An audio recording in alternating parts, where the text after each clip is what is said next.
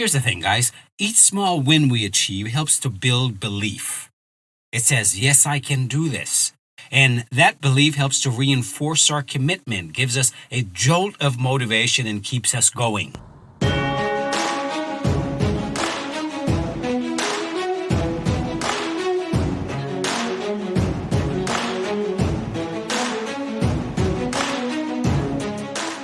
Hey there, I'm Dr. Del Millers, and this is Energize Your Life After 50.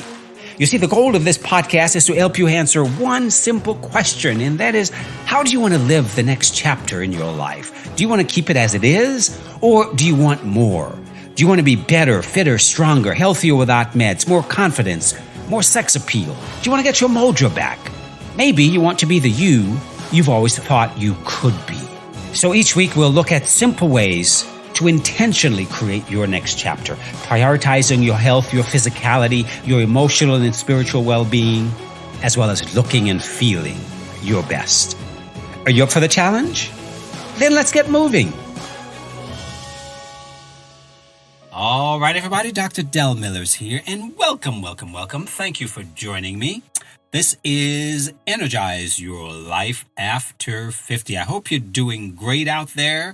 You know, January has come and gone. The holidays are gone. And by now you are hot into the messy middle trying to achieve those goals, or you are dealing with the challenges of boredom, the challenges of not feeling like you really want this. Maybe it's time to give up and just move along. I know, it's natural. Believe me, it's natural. I've been doing this for 25 years and I see this a lot. Now, you may notice that on this podcast, I focus a lot on the internal work that we need to do with ourselves to create success. Yes, I focus on our internal relationship with ourselves because that's usually the part where a lot of people neglect to their detriment. That is usually what causes a lot of people to quit. They haven't done the internal work to create that internal relationship with themselves. So when they start to do the how, they pursue the how do I do this? But they haven't done enough work with the why should I do this? Why am I doing this? And you will get to this place where, hey, you just feel like quitting. It happens to every single one of us. It happens to almost every single client I have worked with over the past 25 years. You get to this place. You come to this place. So it is a natural phenomenon. It's a natural part of the cycle. It's a natural part of the process of striving for anything. So you can either look for ways to renew your commitment to the process that you're embarking on, to the goals you're trying to achieve, and to the plan that you've hopefully set out for yourself. You can either use this as a time to reinforce your commitment or, quit. If you do your evaluation, you find that, hey, this is not what I want to do, then you quit. If, however, you find that this really is what I want, then how do we proceed? Where do we start? But before we get started, I'd like to take this time to remind you of a few important resources that are available to you. Number one, my free masterclass. The top 3 things you must do to lose weight and keep it off. Okay, if you're struggling with weight as an issue, then you must check out that masterclass. There's also my webinar, Get Your Sexy Back. If you're ready to truly transform your body and your life, then please sign up for the webinar. It's free. You also have access to a free health strategy call with me when you're ready to move forward in a powerful way. I also have a vault of coaching videos at my website, personalfitness.com. You can find all of that, sign up for all of that at my website, personalfitness.com. And lastly, please consider subscribing to this podcast. There is a link in the episode notes. And thank you. Thank you for being here. I really do appreciate you.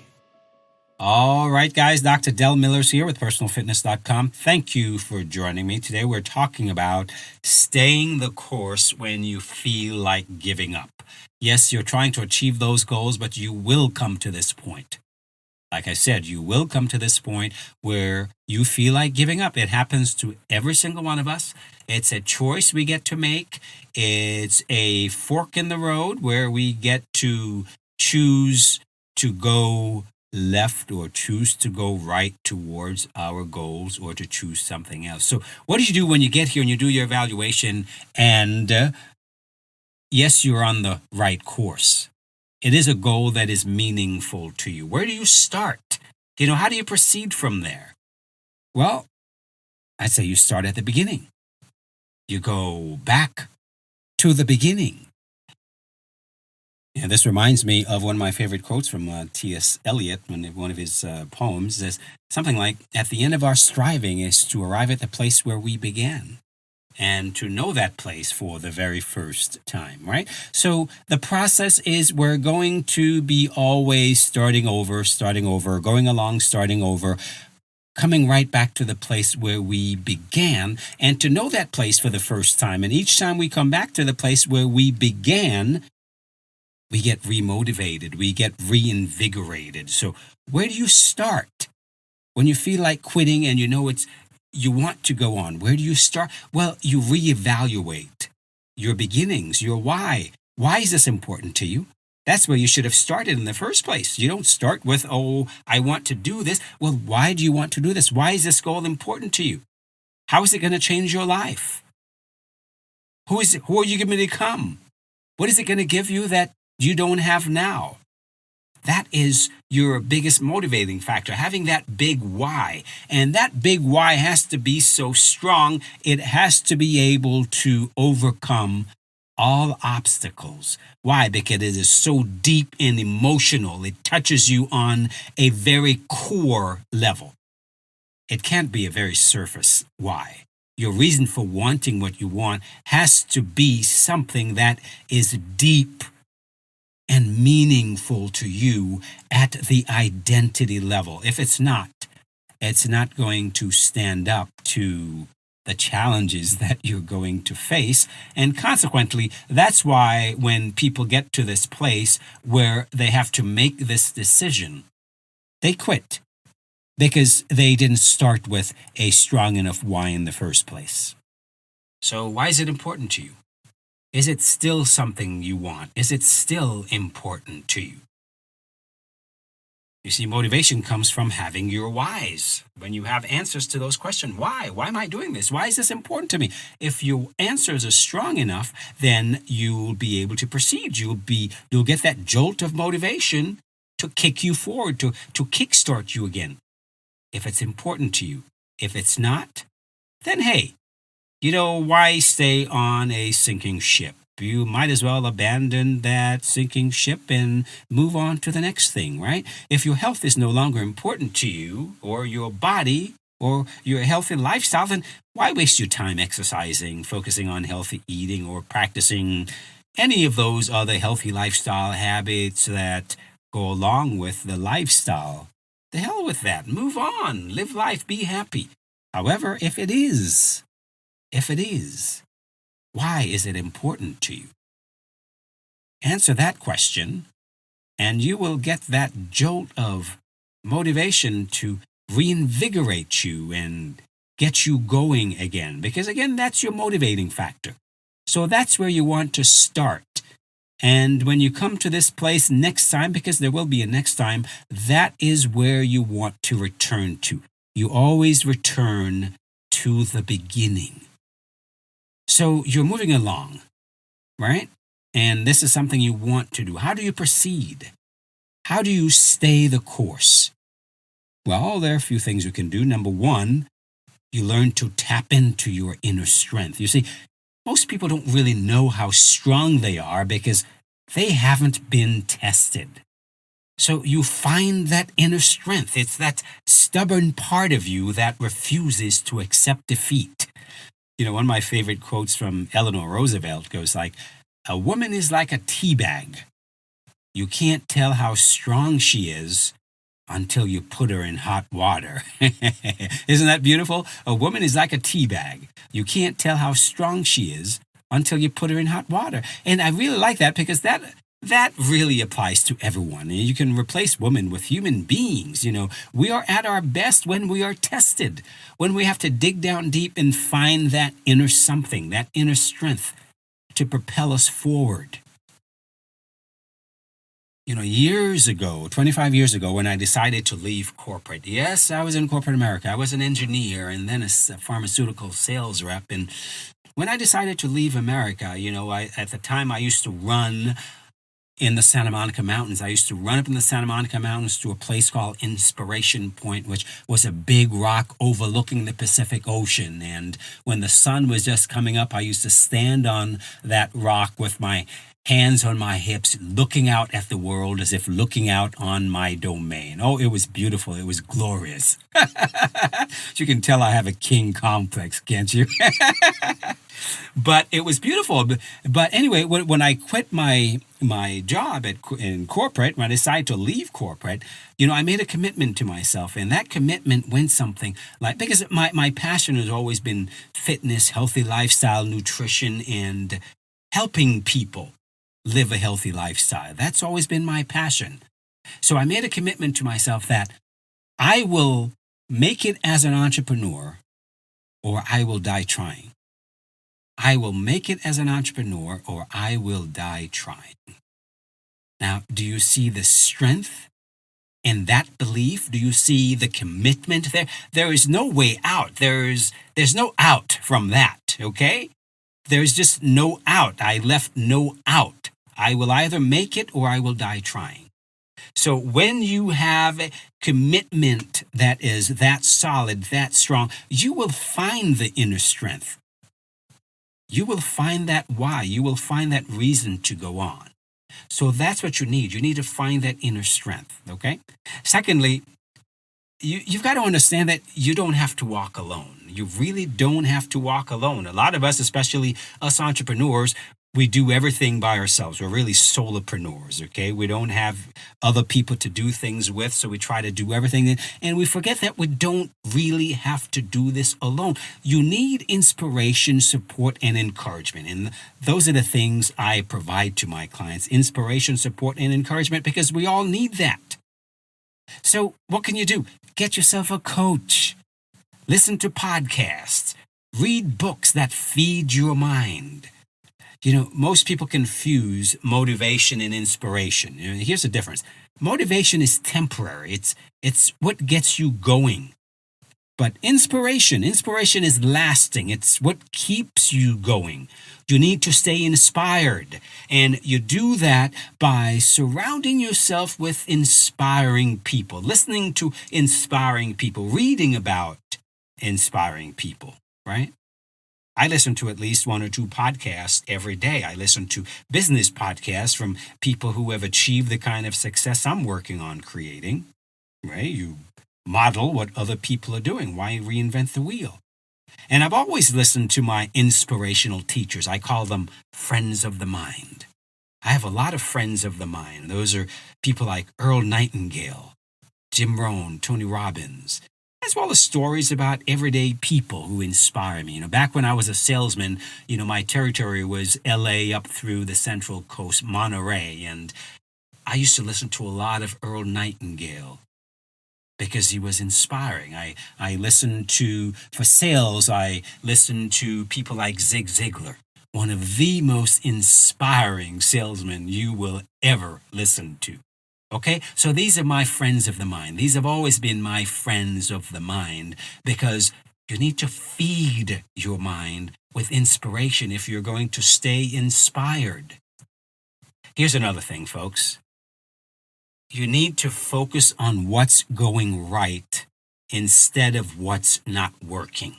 A lot of what I do entails, the work I do with my clients entails positive psychology, using positive psychology tools to help create that internal relationship, help my clients create that internal relationship with themselves. And, we're hardwired to focus more on the negative events in life. Why? It's called the negativity bias. Research shows that we're more affected by the negative events in our lives, the negative chatter. It has a bigger impact on us than positive news. Okay, so we're hardwired that way. It's the negativity bias, and I'll get into that some other time. But it's the way it is. It's been documented. It's been researched. It's a fact of life. But the research also shows that when we focus on what's going right, this leads to positive emotions. And, positive emotions broaden our repertoire of possibilities. So we're able to problem solve and make better decisions. That's right. Positive emotions. When we experience positive emotions, it broadens our repertoire of possibilities. And there are a lot of positive psychology tools out there, and I use a lot of them with my clients, and this is just one of them. Creating positive emotions on a daily basis, because it helps you to problem solve. It helps you to move from where you are, from a negative state to a positive state where it helps to propel you forward. Now, here's the last thing I want to share with you. Learn to celebrate your small wins. Vitally important. Celebrate your small wins. You see, each small win we achieve helps to build belief. That's a core pillar of success, right? We've got to build belief, and each small win we achieve helps to build belief. Yes, I can do this. So it reinforces our commitment, gives us a jolt of motivation, and keeps us going towards our goals. But over time, these small wins, these small wins stack up and become a life-changing transformation. This is how I help my clients achieve transformation, one habit at a time, one small win at a time. But one new habit a week over the course of a year leads to 52 new habits if maintained. Congratulations! You've just transformed your life, right? Small wins stack up to create transformation. All right, I hope you got something out of this session. That is all I've got for you today, and I leave you with this closing thought. It's a short little poem by Kate Summers. It's called Keep Going. Goes something like this. When failures come, keep going. When you feel like giving up, keep going. When people mock your idea, keep going. When challenges you face, keep going. When mistakes are made, learn, but keep going. Because perseverance just keeps going. That's right, my friends. Keep going. Keep moving forward. That is all I've got. I'm Dr. Del Millers. Again, please leave me a review and a 5-star rating. I love 5-star rating, don't you? It just looks good. It feels good. It tells me that, hey, I'm doing something. It reaffirms that I am just here trying my best to help with a little inspiration, support, and encouragement. That's all. I'm not perfect. I'm just doing my best to support you with a little inspiration, support, and encouragement. So support me with a 5-star rating and a review. And when you do that, you can just take a screenshot of your review and email it to me at podcast@personalfitness.com, and I will send you a paperback copy of my very first book, Fitness and Spirituality. It's all about creating this internal relationship with yourself and the things you do, okay? So don't forget to send your address to, or I can't send you that book. I'm Dr. Del Millers, and as usual, may the best of your todays be the worst of your tomorrows. Take care. Catch you next time.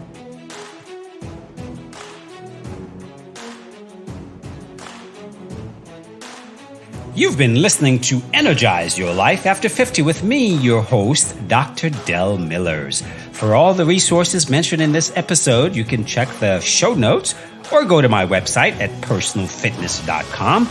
There, you can sign up for the free masterclass, the free webinar, a free health strategy call, and have access to my vault of coaching videos all for free.